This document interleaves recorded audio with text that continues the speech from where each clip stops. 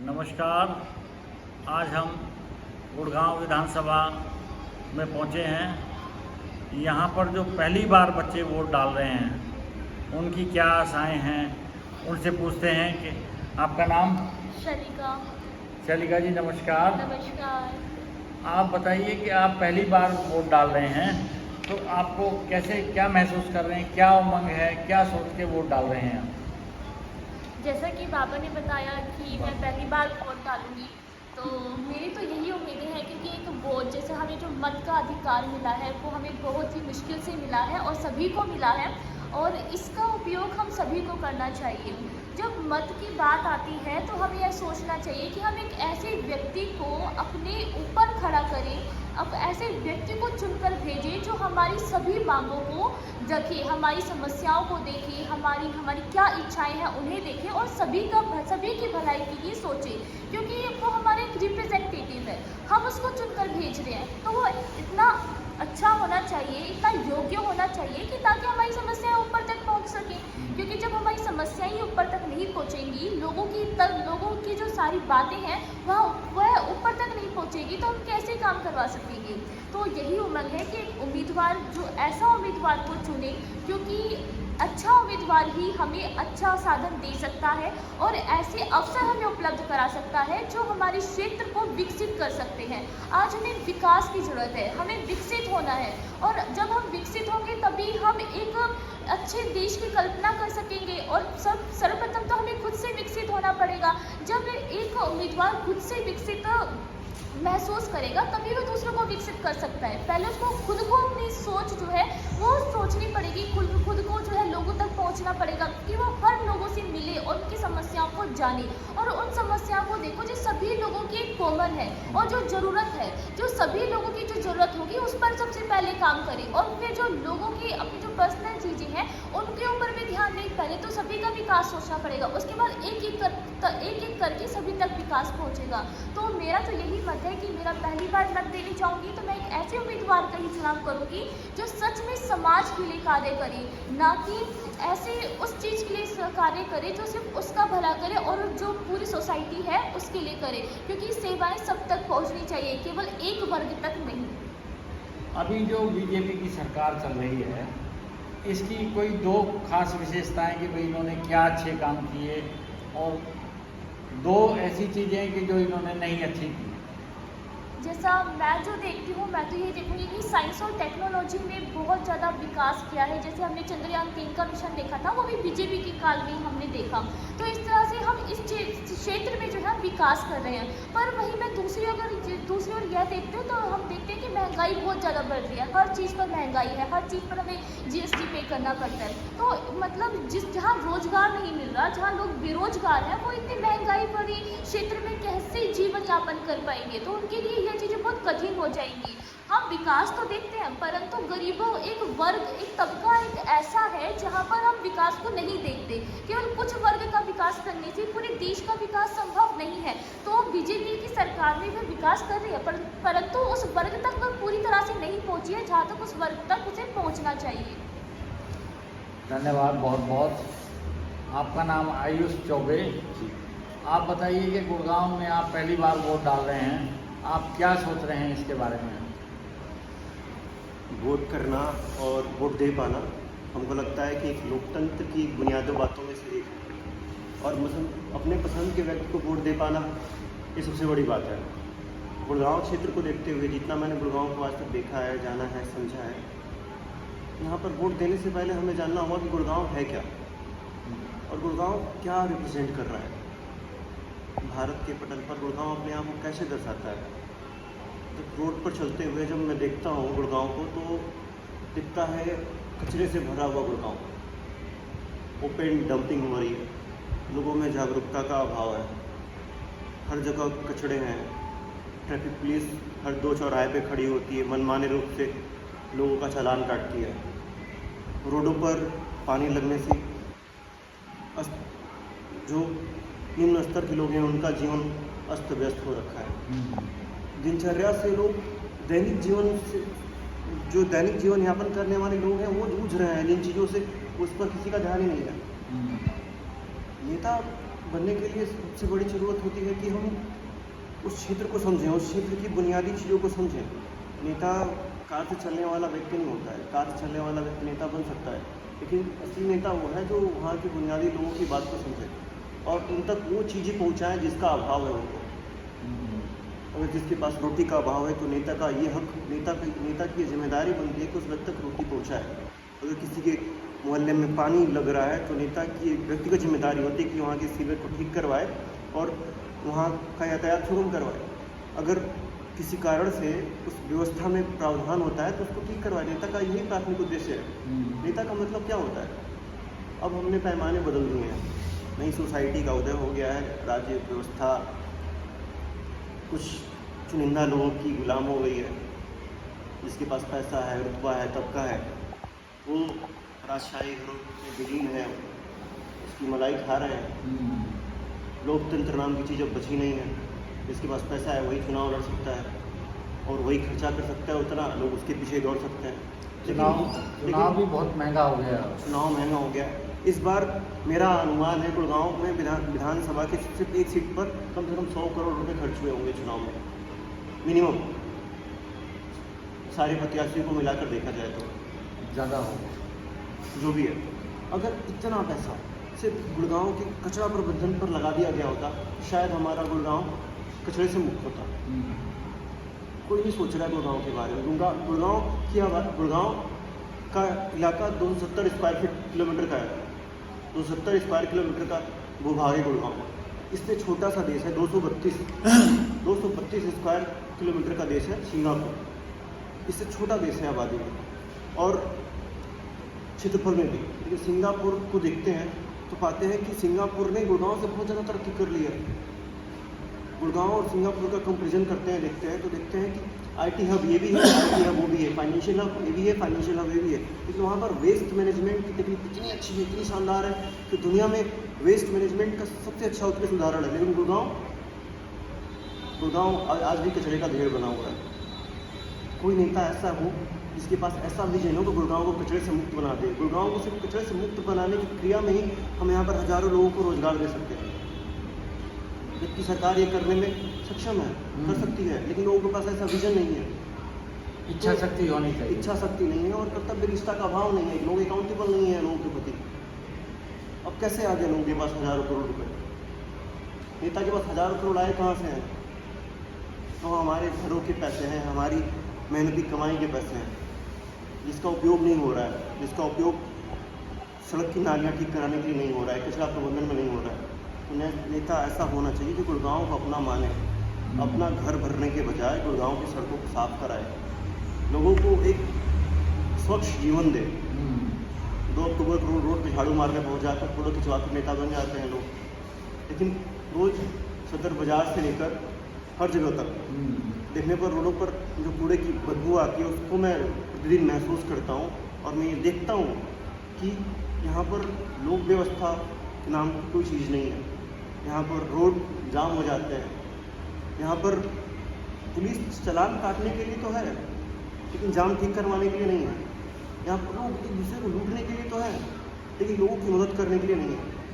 तो जो भी नेता हो गुड़गांव का, जो भी नेता हो, मैं तो सिर्फ उसी व्यक्ति को चूज करूँगा जो गुड़गांव को एक सपना दे। मैं गुड़गांव को कूड़े से मुक्त करूँगा, गुड़गांव की सड़कों पर पानी लगना हटाऊँगा, गुड़गांव की जो मूलभूत व्यवस्थाएं हैं जैसे कि लोगों में जागरूकता फैलाऊँगा कि आप जीरो वेस्ट की तरफ जाएं। गुड़गांव को एक भारत के सफेद और स्वच्छ शहरों में लाकर खड़ा करने की कोशिश करने वाले व्यक्ति को मैं नेता चुनूँगा, अपना नेता। और असल में वही नेता बनने के हकदार है। तो ये जो अभी प्रेजेंट गवर्नमेंट चल रही है इसकी क्या 2 विशेषताएं हैं और 2 नाकामियां क्या क्या हैं? सरकार कोई कभी खराब नहीं हुई। भारत देश जब से आज़ाद हुआ 1945 से लेके 47 से लेके और आज 2024 तक सरकारों ने सबने अच्छा काम किया है। केंद्र नीतियाँ बनाता है और ज़मीनी स्तर पर वो अप्लीकेबल हो पाता है या नहीं, ये सबसे बड़ी प्रॉब्लम है। मोदी जी ने आके टॉयलेट बनवा दिए, भारत में स्वच्छता की लहर चला दी। लेकिन ये सिर्फ एक इंसान का कर्तव्य नहीं है, ये हर एक व्यक्ति का कर्तव्य है। जितने फोटो, जितने पोस्टर नेताओं के चिपके उतने अगर स्वच्छता के प्रति चिपका दिए जाते हैं इस देश में, तो शायद हो सकता है कि लोगों की आंखें खुल जाती और वो गंदगी फैलाना बंद कर देते। शायद हो सकता था, लेकिन हमारे शहर तो नेताओं के पोस्टर से भरे पड़े हैं। क्या उसमें पैसा खर्च नहीं होता? बहुत खर्च होता है। दूसरी बात है कि हमेशा से सरकारें रही हैं, तो जो नीति बनाने वाले लोग हैं, जैसे कि इंदौर दुनिया के भारत के सबसे साफ शहरों में से एक है, वहाँ पर बीजेपी की सरकार है और गुड़गांव में ही बीजेपी की सरकार है, तो हम दोनों को क्या बोलते हैं? दोनों एक ही सरकार है, लेकिन ये कितनी गंदी है, कितनी साफ, कैसे? यहाँ पर सिर्फ और सिर्फ इंसान अकाउंटेबल नहीं है, अपनी जिम्मेदारियों से लोग भाग रहे हैं, और जब तक उन्हें इस जिम्मेदारी का एहसास नहीं हो जाता तब तक कोई कैसे कुछ कह सकता है इसके बारे में। बिल्कुल। और नाकामियाँ क्या हैं? और सबसे बड़ी नाकामी तो यही है सरकार की कि हम उन लोगों तक अभी भी नहीं पहुंच पाए हैं जिनको सच में चीज़ों की ज़्यादा ज़रूरत है। बिल्कुल। अभी हम देखते जा रहे हैं कि शहरों में रोड पर चलने वाले लोग, गुड़गांव दिल्ली के पास दूसरा सबसे बड़ा मार्केट शहर है। दिल्ली में काम करने वाले उत्तर भारत से और बिहार से आने वाले लोग अधिकतर दिल्ली और गुड़गांव में आते हैं, तो यहाँ पर काम करते हैं, जीवन यापन करते हैं। लेकिन उनके लिए सरकार की क्या व्यवस्थाएं हैं? कुछ नहीं। रेडी बस्ती पर रहने वाले लोग, उनके लिए भी कोई व्यवस्थाएं नहीं है, वो भीग रहे हैं, चिल्ला रहे हैं, जीवन यापन कर रहे हैं। ये लोकतंत्र है, दुनिया का सबसे बड़ा लोकतंत्र है। यहाँ पर हर इंसान के लिए सरकार व्यवस्था बना सकती है, लेकिन पता नहीं क्यों इतनी डिमांड होते हुए भी हम सप्लाई करने को मजबूर हैं, सप्लाई नहीं कर पा रहे हैं। पैदल चलने वाले के लिए भी गुड़गांव के अंदर जगह नहीं है कि आदमी एक पटरी के ऊपर चलता रहे। पटरियों पे भी लोगों का कब्जा है। हाँ, यही बड़ी बात है कि सरकार की लापरवाही है, प्रशासन की गैर जिम्मेदारी है। ये सरकार और प्रशासन और ये नेता, ये तीनों अगर हाथ में डालें, इनका कोलेब हो जाए, तो शायद हो सकता है कि गुड़गांव एक अच्छा शहर बने, लोगों के लिए प्राथमिक उपचार की सुविधा मुहैया कराई जाए और दैनिक जीवन यापन करने वाले लोगों को मदद की जाए। और क्या ही गुड़गांव के लिए हो सकता है?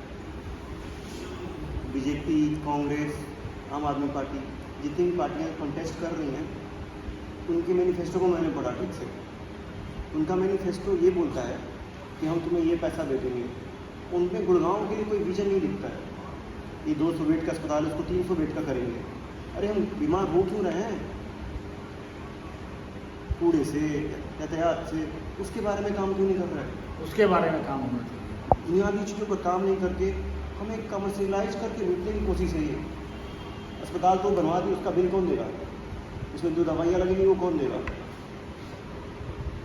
हम गंदगी से रोज़ मर रहे हैं डेली जीवन में। हमारी सांसें खराब हो रही हैं, हमारी सांस नलिका खराब हो रही है, इन्फेक्शन हो रहे हैं हमको। हम फिर उन्हीं के अस्पताल में जाएंगे। तो इससे क्या होगा? गुड़गांव में मेट्रो हो जानी चाहिए थी, आज तक मेट्रो नहीं है गुड़गांव में ठीक से, मेन रूट पे।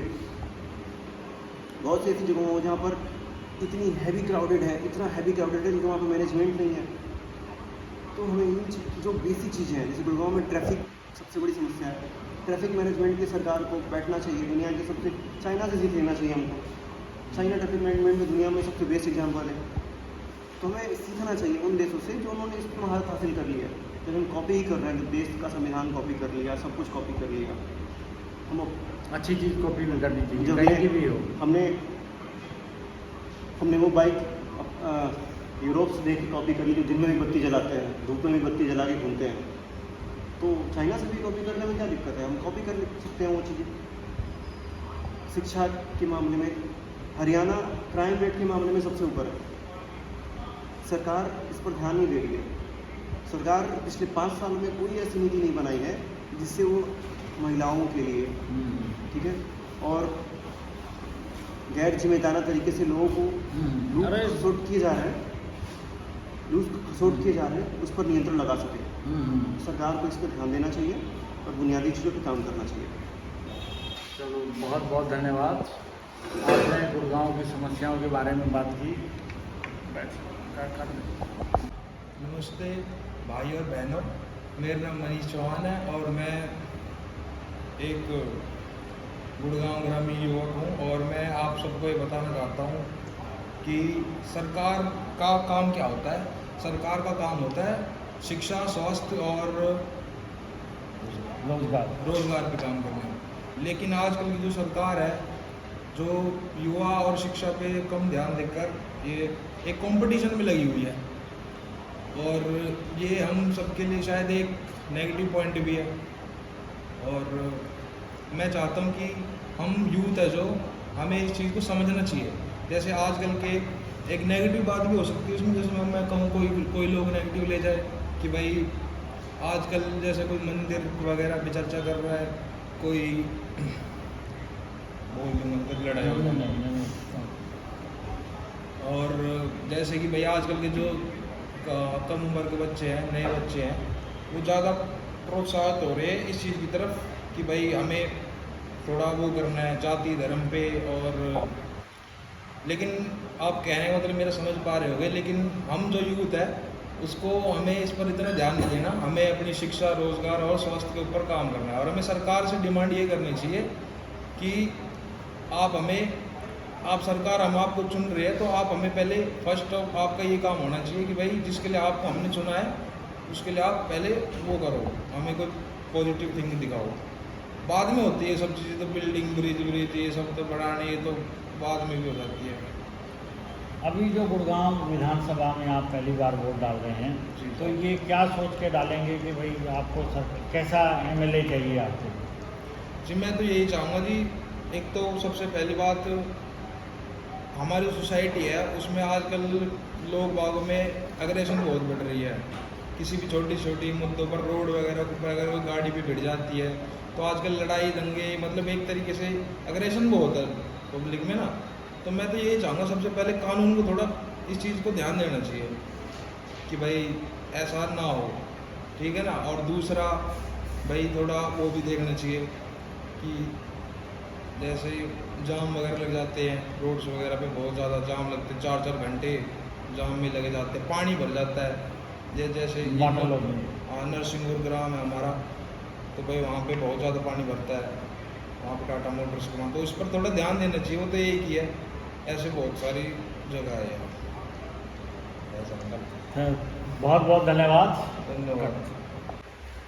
ये सुषमा जी हैं। नमस्ते। आप हमको बताएं, आप पहली बार वोट डाल रहे हैं, आपके मन में क्या क्या उमंग है कि भाई कैसा उम्मीदवार होना चाहिए, क्या मुद्दे लेके आप वोट डालने जाएंगे? मुझे लगता है कि मतलब जो हमारा उम्मीदवार हो, जिसे हम अपने नेता के रूप में चुने, तो वो ऐसा होना चाहिए जिसकी थिंकिंग बहुत मतलब ओपन माइंडेड हो। वो लड़कियों को लेके सोच पाए कि हर लड़की मतलब कुछ ना कुछ काम करे, वो खुद के उसमें सेल्फ डिपेंडेंट रहे। मतलब ऐसा ना हो, बहुत सारी लड़कियां हम देखते हैं कि घर में ही घुट घुट के रह जाती है। वो उनके पेरेंट्स होते हैं, वो बाहर भेजने के लिए अलाउ नहीं करते उन्हें, हर चीज़ पे उन पर रोक टोक लगाई जाती है। इनका ये होता है कि 8 बजे के बाद घर के बाहर नहीं जाएगी लड़की। ये क्यों होता है? पेरेंट्स की गलती नहीं है इसमें, बट समाज और हमारा मतलब कानून इतना स्ट्रिक्ट नहीं है जिससे मतलब लड़की हर जगह जा सके। हम देखते हैं इधर मतलब कई रास्ते हैं, हम वहाँ कोई लड़की जा नहीं सकती। जैसे एक बस स्टैंड का हो गया एक रास्ता, या फिर हम सुनते हैं कि इधर साइड जैसे सोना साइड रास्ते हैं, वहाँ पे लड़कियों का जाना थोड़ा सा ठीक नहीं है। कहते हैं ऐसा कि वो मतलब एरिया थोड़ा वैसा पड़ जाता है जहाँ पे लेट नाइट लड़की अगर अकेली आ रही है तो उसके लिए वो सेफ़ नहीं है वो जगह। तो मुझे लगता है वहाँ पे मतलब जो पुलिस वाले होते हैं उनकी गाड़ियाँ जानी चाहिए, आनी जानी चाहिए, ताकि वो निगरानी रख सके वहाँ पे। और मतलब ठीक है कि अपने घर के बाहर जाए तो उनके पेरेंट्स को उसकी फ़िक्र ना हो इतनी, मतलब वो लगे कि हाँ हमारी लड़की सेफ़ है। आजकल हम देखते हैं मतलब कोई लड़की कहीं पे जॉब भी कर रही है, अपने जॉब सेंटर के अंदर भी, वहाँ भी आजकल लड़कियाँ सेफ़ नहीं है। हम केरला का जैसे स्टोरी हमने सुनी है केरला की, कि वहाँ पे एक डॉक्टर होती है, उसी के साथ वो चीज़ हो जाती है। बंगाल में भी, और केरला में भी ऐसी जगह मतलब कई मतलब हर जगह ये चीज़ें हैं कहीं ना कहीं। लेकिन हमारे सामने बस कुछ केस होते हैं जो हमारे सामने आए हैं, लेकिन उनसे ज़्यादा केस है जो हमारे सामने आज तक आ ही नहीं पाए हैं। तो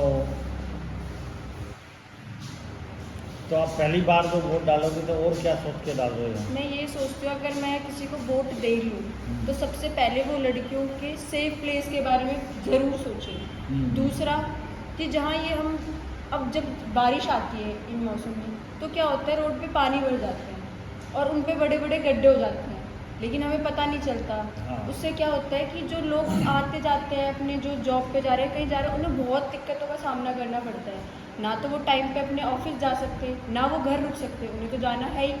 तो ये हो जाता है कि गड्ढे हो जाते हैं। इनसे क्या होता है, जो बाइक वाले हैं या वैसे हैं वो कई बार मतलब इस चीज़ का Accident- शिकार भी हो जाता है और accident एक्सीडेंट हो जाता है उन होते हैं लोगों कई का। बार। तो उनकी कोई गलती नहीं होती। तो मुझे लगता है ये एक चीज़ बहुत बड़ी है एक तरह से, क्योंकि ये हमारे इसमें हर चीज़ अच्छी है।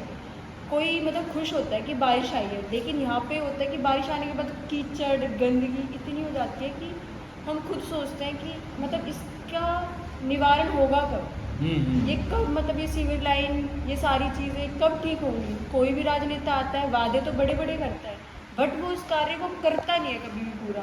हमेशा इस चीज़ के बारे में बोलना, मतलब नेता जब खड़ा होता है अपनी सीट के उम्मीदवार बनने के लिए तो इतने बड़े बड़े वादे करता है, लेकिन जब वो जीत जाता है तो इसको मतलब इससे कोई मतलब ही नहीं होता कि वो क्या है क्या नहीं। सारे वादे वो अपने ऐसे भूल जाते हैं जैसे कोई मतलब ही नहीं था। बस 2-4 चीज़ें लोगों को करके दिखा देता है, बाकी सारे पैसे अपने पॉकेट में रख लेता है। हाँ। तो मुझे लगता है उसको मतलब अपनी जिम्मेदारियों का एहसास होना चाहिए और उसे अपना कार्य सही तरीके से करना चाहिए। Thank you. बहुत बहुत धन्यवाद सुषमा जी।